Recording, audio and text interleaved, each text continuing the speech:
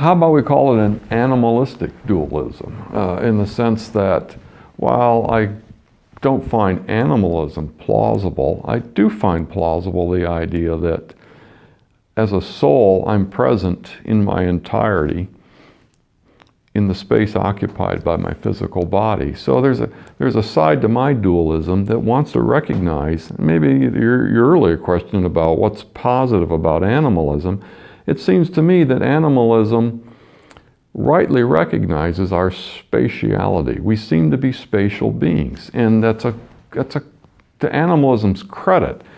It recognizes that and tries to, in a way, defend it. What I find implausible is these physicalist views like I am my brain, or I'm just some small portion of my brain.